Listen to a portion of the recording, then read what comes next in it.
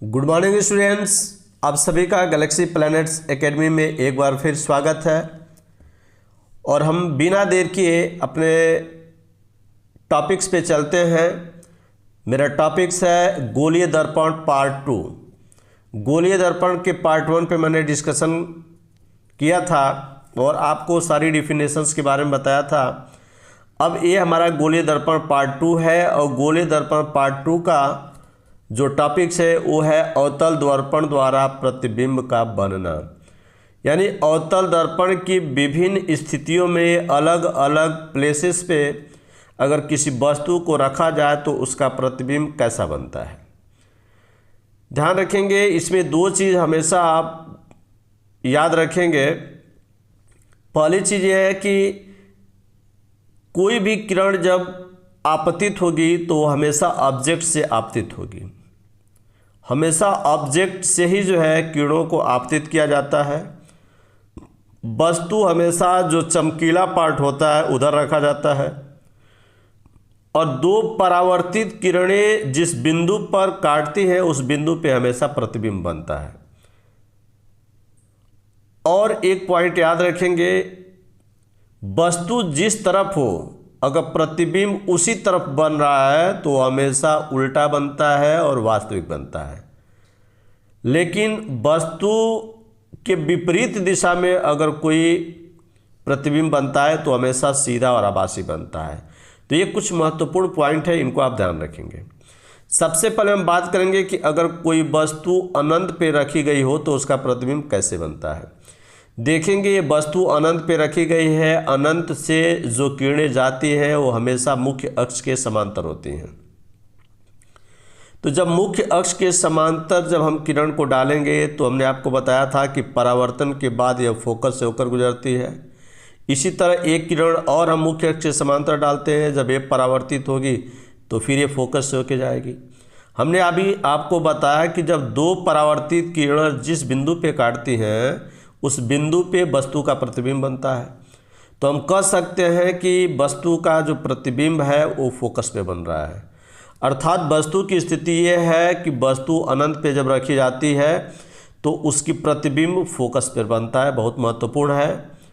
और प्रतिबिंब का आकार अत्यंत छोटा यानी बिंदु के आकार का। आप देख सकते हैं ये वस्तु यहाँ पे बहुत बड़ा था लेकिन यहाँ प्रतिबिंब काफ़ी छोटा है। तो ये अत्यधिक छोटा अर्थात बिंदु के आकार का है। और जिस तरफ वस्तु रखा गया था, देख सकते हैं वस्तु जो है चमकीले पार्ट के आगे रखा गया था और प्रतिबिंब भी जो है चमकीले पार्ट के आगे बन रहा है। यानी वस्तु और प्रतिबिंब दोनों दर्पण की एक ही तरफ है, अतः प्रतिबिंब जब भी बनेगा ये उल्टा बनेगा और जब उल्टा बनता है तो हमेशा वास्तविक होता है। ध्यान रखेंगे, वस्तु जब भी उल्टा बनेगा वो हमेशा वास्तविक होगा। तो ये चीज़ें पूछता है आपसे। एक वस्तु को जो है अवतल दर्पण के सामने किसी भी बिंदु पर रख देगा और पूछेगा कि उस प्रतिबिंब की स्थिति क्या है, उसका आकार क्या है, उसकी प्रकृति क्या है। अब हम बात करेंगे इसी तरह सेकेंड कंडीशंस की, सेकेंड शर्त की, कि अगर जो है आपका कोई वस्तु जब अनंत और वक्रता केंद्र के बीच में रखी जाए तब उसका प्रतिबिंब कैसे बनेगा और कहाँ बनेगा। तो आप देखेंगे ये हमारा अवतल दर्पण है, ये ध्रुव है, ये फोकस है और केंद्र है। फोकस हमेशा ध्रुव और केंद्र के बीच में होता है और एक वस्तु हम केंद्र और अनंत के बीच में रख रहे हैं। ध्यान रखेंगे केंद्र से परे, केंद्र से पीछे अनंत होता है। तो अब इस अनंत और केंद्र के बीच में एक वस्तु को रख दे रहे हैं। तो अब जब इस वस्तु को रखेंगे तो इस वस्तु से किरणें हमेशा आपतित होती हैं। किरणें जो भी आपतित होंगी वो हमेशा वस्तु से आपतित होंगी। मुख्य अक्ष के समांतर किरण डालेंगे तो परावर्तन के बाद ये फोकस से होकर जा रही है। दूसरी किरण आप केंद्र से डालिए। हमने रूल बताया था कि जब भी केंद्र से कोई किरण आपतित होती है तो पुनः उसी माध्यम में लौट आती है, पुनः उसी रास्ते से वापस चली जाती है।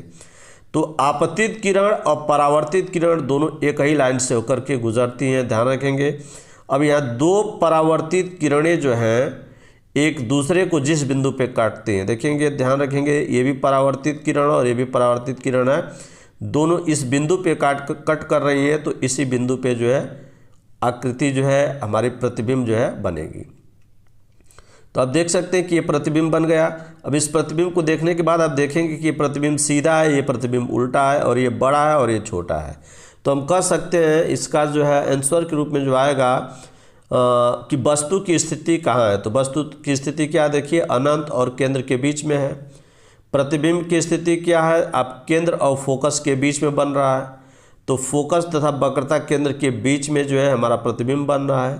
प्रतिबिंब का आकार पूछेगा तो प्रतिबिंब का आकार देखिए इससे छोटा है, ये काफ़ी बड़ा है और ये काफ़ी छोटा है, और उल्टा बन रहा है और वास्तविक बन रहा है, क्योंकि जिस तरफ हमारा वस्तु है उसी तरफ हमारा प्रतिबिंब भी बना हुआ है। तो दर्पण की एक ही तरफ वस्तु और प्रतिबिंब दोनों है, अतः प्रतिबिंब देख सकते हैं ये उल्टा है। जब उल्टा होता है तो क्या होता है, वास्तविक होता है। इसी तरफ हम बात करेंगे कि जब कोई वस्तु वक्रता केंद्र पे रखा गया हो तब कैसा उसका प्रतिबिंब बनता है। तो देखेंगे जब वस्तु वक्रता केंद्र पे हो, देखिए अब हम यहाँ से उठाकर वस्तु को जो है हम केंद्र पर ला दिए। तो जब केंद्र पे ला दिए तो फिर यहाँ से प्रकाश की किरणें आपतित होंगी। आप ध्यान रखेंगे जब प्रकाश की किरणें जो है हम मुख्य अक्ष के समांतर, ये हमारा मुख्य अक्ष है, मुख्य अक्ष के समांतर जब किरणों को आपतित करेंगे तो ये परावर्तन के बाद फोकस होके जाएगी, ये फोकस है। फिर दूसरा ये भी मैंने आपको रूल बताया था कि जब किसी किरण को जब फोकस से डाला जाता है तो परावर्तन के बाद वह मुख्य अक्ष के समांतर हो जाती है। तो जब हम फोकस से किरण डालें तो ये मुख्य अक्ष के समांतर हो गई। अब ये दो परावर्तित किरणें एक दूसरे को कट कर रही हैं, देखिए कहाँ पे, ए डैश पे। तो ए डैश पे जब हम इस लाइन को मिला देंगे तो हमारा बन जाएगा प्रतिबिंब। तो आप देख सकते हैं कि जितना बड़ा वस्तु था प्रतिबिंब भी उतना ही बड़ा है, और केंद्र पर वस्तु को रखा गया था, प्रतिबिंब भी हमारा केंद्र पर ही बन रहा है। तो हम ये कह सकते हैं वस्तु की स्थिति क्या है कि वस्तु वक्रता केंद्र पर रखी गई है। प्रतिबिंब की स्थिति है कि ये भी जो है वक्रता केंद्र पर बन रहा है, और वस्तु बराबर बन रहा है प्रतिबिंब के। देख सकते हैं प्रतिबिंब और वस्तु दोनों जो है बराबर हैं, और उल्टा तथा वास्तविक होगा, क्योंकि दर्पण के जिस तरफ वस्तु है उसी तरफ हमारा प्रतिबिंब है। तो प्रतिबिंब देख सकते हैं ये हमारा ऊपर की तरफ था, इसका एरो नीचे की तरफ हो गया, यानी उल्टा हो गया। तो जब उल्टा बनता है तो क्या होता है, वास्तविक होता है। अब हम बात करेंगे अगली स्थिति की कि जब हम किसी वस्तु को वक्रता केंद्र और फोकस में रख दें तब कैसे बनेगा। तो देखेंगे कि जब एक वस्तु है, वस्तु को वक्रता केंद्र और फोकस के बीच में रख रहे हैं, ये आप देख सकते हैं, ये हो गया वक्रता केंद्र और ये हो गया फोकस। तो वक्रता केंद्र और फोकस के बीच में एक वस्तु को रख रहे हैं। तो इस वस्तु से जब प्रकाश की किरण मुख्य अक्ष के समांतर डालेंगे तो ये फोकस होके जाएगी, यानी परावर्तन फोकस होगा।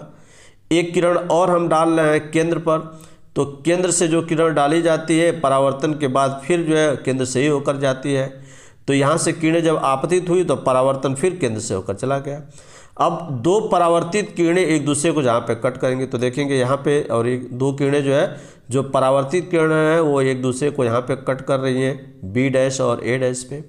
तो ये देख सकते हैं कि ये बना हमारा प्रतिबिंब। प्रतिबिंब आप देख सकते हैं उल्टा बन रहा है, वस्तु छोटा था लेकिन प्रतिबिंब काफ़ी बड़ा बना। और कहाँ बना है, केंद्र से परे, यानी केंद्र से दूर, अनंत और केंद्र के बीच में।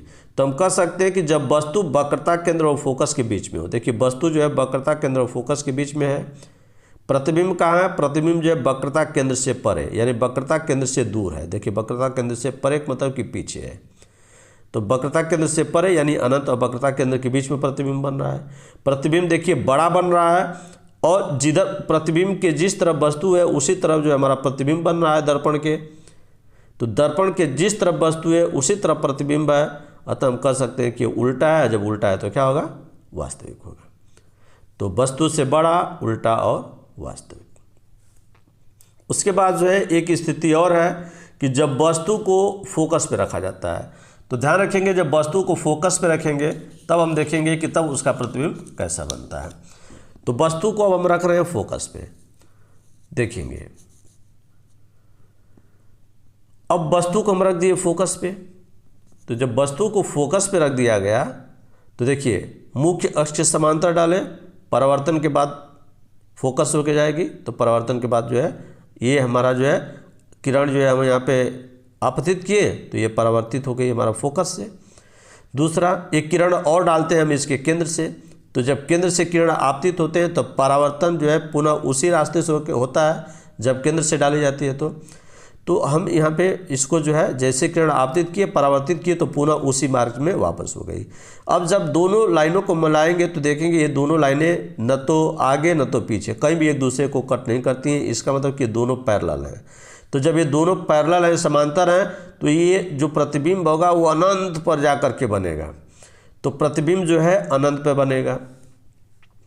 तो देखेंगे कि जब वस्तु को हम फोकस पे रख रहे हैं तो प्रतिबिंब बन रहा है कहाँ पे, अनंत पे। चूंकि आपतित परावर्तित किरण, देखिए परावर्तित किरण एक ये है और एक ये है, तो ये आगे जाके देखेंगे कहाँ काटेगी, तो आगे कहीं कट ही नहीं कर रहा है। इसका मतलब कि प्रतिबिंब जो बनेगा वो अनंत पे बनेगा। और जिधर वस्तु था प्रतिबिंब भी देख सकते हैं, प्रतिबिंब भी इधर ही बन रहा है, यानी वस्तु भी इधर था प्रतिबिंब भी इधर बन रहा है। इस वजह से उल्टा बनेगा और क्या बनेगा, वास्तविक। तो जिधर वस्तु हो प्रतिबिंब अगर उसी दिशा में हो, यदि उसी साइड हो, तो वस्तु का जो प्रतिबिंब होता है वो हमेशा उल्टा बनता है और वास्तविक बनता है। और ये अत्यधिक बड़ा बनेगा क्योंकि काफ़ी दूर जा कर के बनेगा, तो ये वस्तु इतना छोटा है और प्रतिबिंब बहुत बड़ा बनेगा। तो जब वस्तु को फोकस पे रखते हैं तो प्रतिबिंब अनंत पे बनता है, काफ़ी बड़ा बनता है, उल्टा बनता है और वास्तविक। अब जो है हम लोग देखेंगे मेरे प्यारे स्टूडेंट्स, अब छठवां स्थिति जो है क्या है। छठवां स्थिति है कि अब हम वस्तु को फोकस और ध्रुव के बीच में रखेंगे। देखिए इसके पहले हमने फोकस पे बताया कि वस्तु अगर फोकस पे हो तो प्रतिबिंब अनंत पे बनता था। अब हम वस्तु को रख रहे हैं फोकस और ध्रुव के बीच में। तो जब फोकस और ध्रुव के बीच में एक वस्तु को रख रहे हैं तो इस वस्तु से किरण को आपतित करेंगे मुख्य अक्ष के समान। तो देखिए मुख्य अक्ष है और जब इसके पैरेलल जब किरण समांतर जब किरण डालेंगे तो ये परावर्तन के बाद फोकस होकर जाएगा। तो ये परावर्तन के बाद जो है ये किरण जो हमारा फोकस होकर के ये गुजर गया। दूसरा किरण हम डाल लें इसके केंद्र से। तो देखिए जब केंद्र पर हम डालेंगे प्रकाश की किरण, तो जब कोई भी किरण केंद्र से डाली जाती है तो परावर्तन के बाद पुनः वो केंद्र से ही वापस चली जाती है। तो आप देख सकते हैं कि फिर जो है इसका परावर्तन जो है केंद्र से ही होगा। तो अब इन दोनों किरणों को जो परावर्तित किरण है, जब दोनों किरणों को जब हम मिलाएंगे आगे चल करके, तो ये दोनों किरणें जो है एक दूसरे को कट करेंगे। किसके ऊपर, देख सकते हैं कि ये दोनों किरणें पीछे जाकर कट कर रही हैं। तो जिस बिंदु पे दोनों परावर्तित किरणें काटेंगे वहाँ पे प्रतिबिंब बनेगा। तो प्रतिबिंब आप देख रहे हैं कि ये सीधा बन रहा है, बिल्कुल आप देख सकते हैं ये भी खड़ा है और ये भी खड़ा है। तो ये प्रतिबिंब सीधा बन रहा है और सीधा बनता है तो प्रतिबिंब आभासी होता है। मैंने आपको बताया था कि वस्तु जिस तरफ होता है अगर प्रतिबिंब उसी तरफ बनता है तो उल्टा और वास्तविक बनता है, लेकिन प्रतिबिंब जो है वस्तु के दूसरे साइड बने।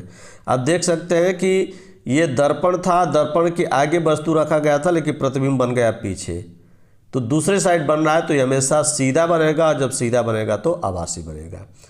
तो हम वस्तु की स्थिति देख सकते हैं, फोकस और ध्रुव के बीच में जब रखा जाए वस्तु तो प्रतिबिंब दर्पण के पीछे बनेगा। देखेंगे प्रतिबिंब जो है दर्पण के पीछे बनेगा, बड़ा बनेगा। देखिए वस्तु छोटा था और प्रतिबिंब बड़ा बना, और चूंकि पीछे बन रहा है तो ये सीधा है, और जब सीधा है तो इसको बोलेंगे कि ये प्रतिबिंब आभासी होगा।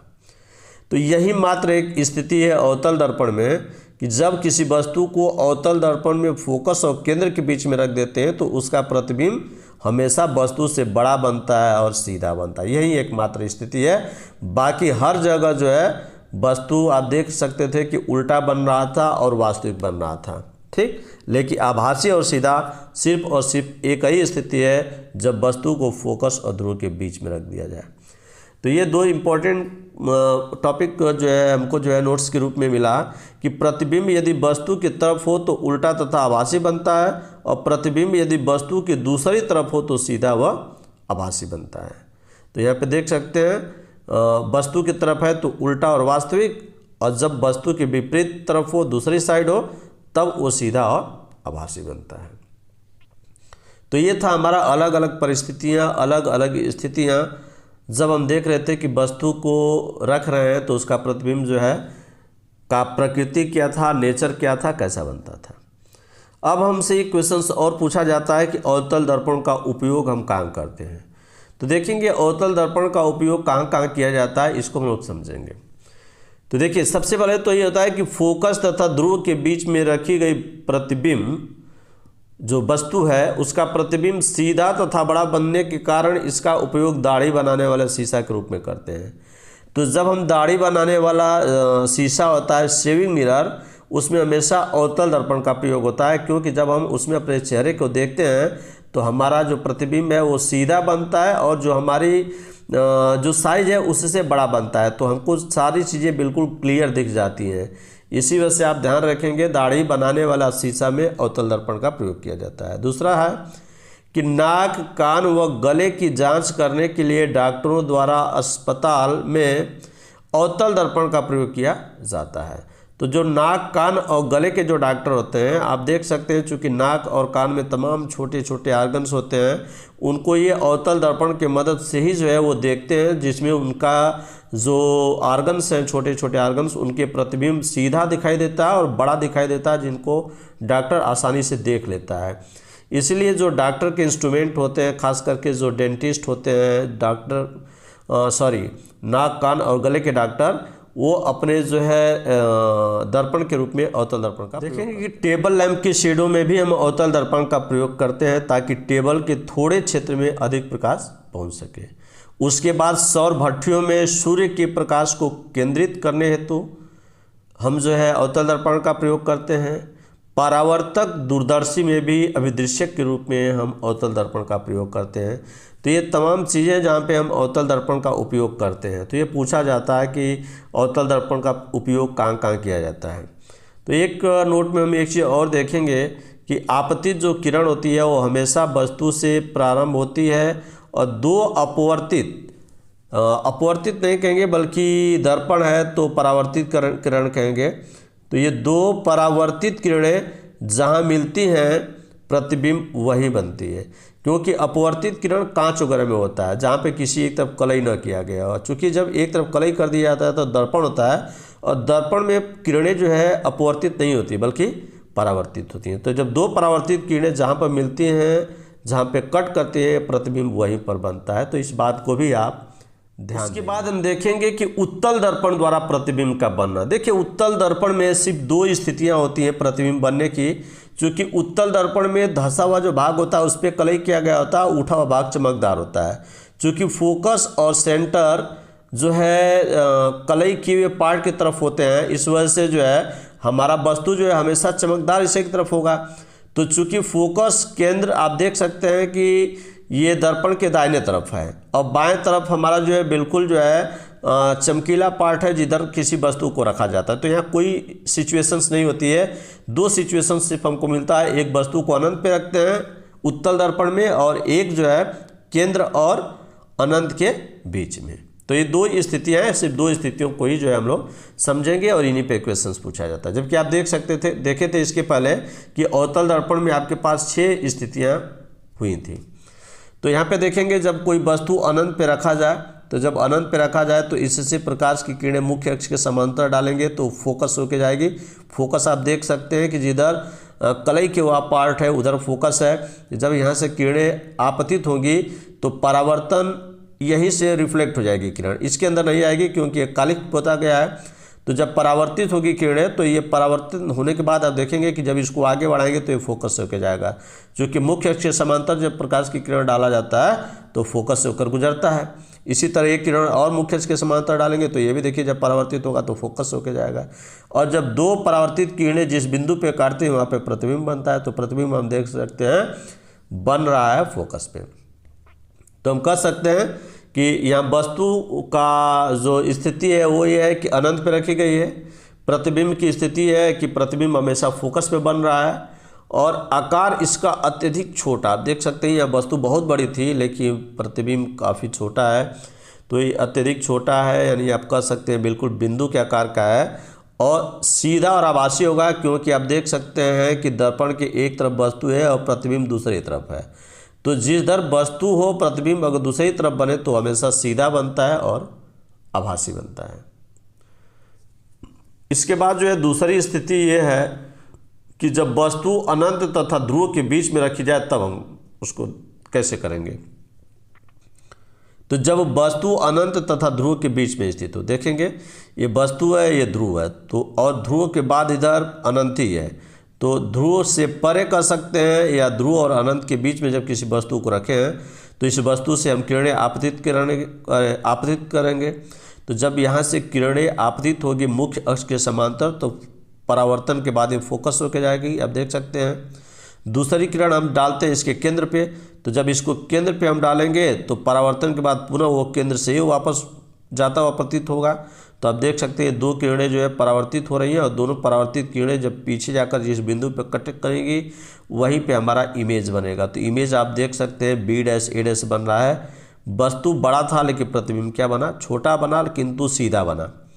तो आप कह सकते हैं कि वस्तु की स्थिति ये है कि वस्तु जब अनंत और ध्रुव के बीच में रखा जाए तो प्रतिबिंब जो बनेगा वो दर्पण के पीछे, आप देख सकते हैं दर्पण के पीछे बन रहा है, ध्रुव तथा फोकस के बीच में। तो ध्रुव और फोकस के बीच में बन रहा है, और देख सकते हैं आकार में छोटा बन रहा है। देखिए ये बड़ा था लेकिन आकार में क्या बन गया, छोटा बन गया। चूंकि सीधा है तो आभासी होगा। आप देख सकते हैं वस्तु इस साइड है और प्रतिबिंब इस साइड है, अतः सीधा बनेगा तथा आभासी बनेगा। तो ये मात्र दो स्थितियां हैं, और दोनों स्थितियां में देख रहे हैं कि उत्तल दर्पण में जो प्रतिबिंब होता है वो सीधा बनता है और आभासी बनता है। देखेंगे यहाँ भी सीधा आभासी है और यहाँ भी सीधा है और आभासी है।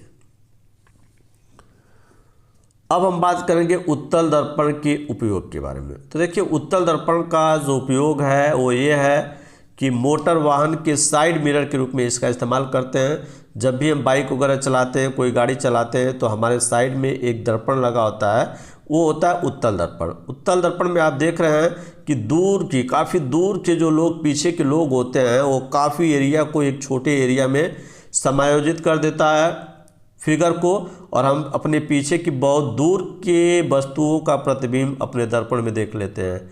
और कैसे देखते हैं, सीधा देखते हैं और बिल्कुल आभासी देखते हैं।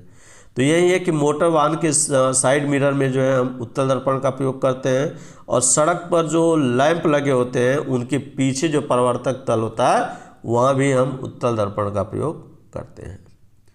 इसके बाद हम बात करते हैं चिन्ह परिपाटी की। चिन्ह परिपाटी हम लोग कहेंगे कि चिन्ह कैसे हम लोग लेते हैं, ये बड़ा महत्वपूर्ण है। जब भी हम क्वेश्चंस लगाएंगे मिरर फार्मूला का, तो हम लोग चिन्ह लेना सबसे महत्वपूर्ण होगा। तो देखिए चिन्ह में ये है कि जैसे हमने आपको ये लाइन जो है ये प्लेन खींच दिया है, ये ध्रुव है, तो यहाँ सबसे इम्पोर्टेंट पॉइंट ये है कि किरणें हमेशा बाईं ओर से आपतित होती हैं, आप सबको पता है।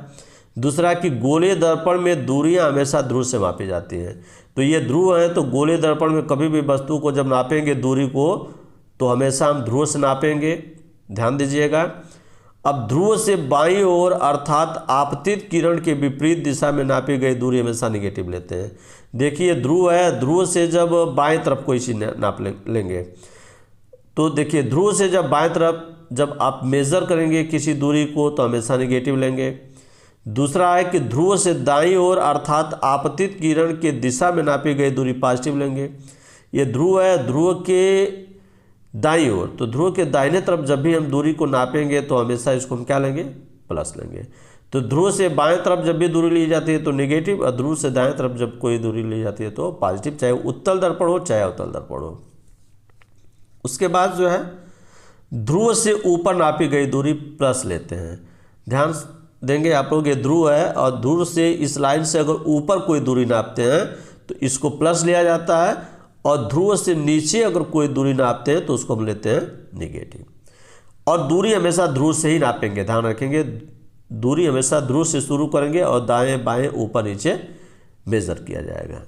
तो ये काफ़ी महत्वपूर्ण है, और इसमें देखेंगे कि अवतल दर्पण की फोकस दूरी निगेटिव तथा उत्तल दर्पण की फोकस दूरी पॉजिटिव लेते हैं, ये भी महत्वपूर्ण है।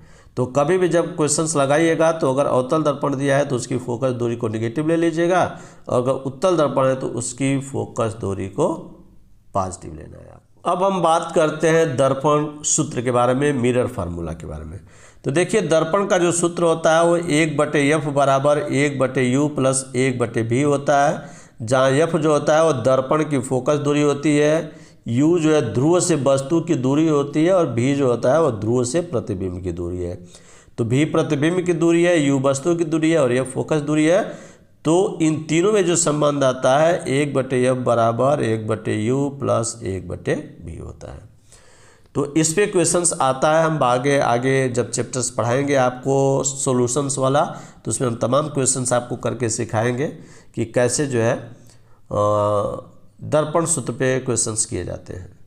उसके बाद एक और पॉइंट्स है और वो हमारा पॉइंट्स है आवर्धन। हम समझेंगे कि आवर्धन क्या है, मैग्नीफिकेशंस किसे कहते हैं। इसी को हम जो है लीनियर मैग्नीफिकेशन या रेखीय आवर्धन कहते हैं। तो प्रतिबिंब की लंबाई तथा वस्तु की लंबाई के अनुपात को रेखीय आवर्धन कहते हैं। तो प्रतिबिंब की लंबाई और वस्तु की लंबाई, तो देखिए प्रतिबिंब की लंबाई आई है और वस्तु की लंबाई ओ है, तो इन दोनों के अनुपात को हम रेखीय आवर्धन कहते हैं।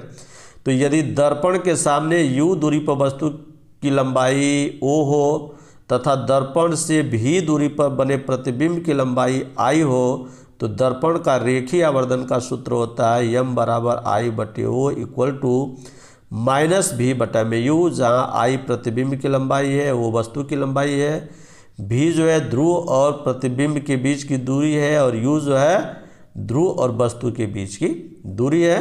तो प्रतिबिंब के बीच की दूरी, वस्तु के बीच की दूरी, प्रतिबिंब की लंबाई और वस्तु की लंबाई तथा आवर्धन में ये जो है रिलेशनशिप होता है। इस फार्मूले पे भी क्वेश्चन जो है अक्सर पूछा जाता है, तो आप इनको भी ध्यान देंगे। तो ये मेरा टॉपिक्स था, ये टॉपिक्स ख़त्म हो गया। एक बार फिर रिक्वेस्ट करेंगे, जो भी हमारे चैनल पे नए हैं वो बच्चे जो है चैनल को ज़रूर सब्सक्राइब करें, ताकि सबसे पहले जो है उनके पास वीडियो पहुँचे, और बेल घंटी को बिल्कुल एक्टिव कर लें, कमेंट करें, शेयर करें और अपने दोस्तों के बीच जो है डिस्कशन करें। तो जय हिंद, वंदे मातरम।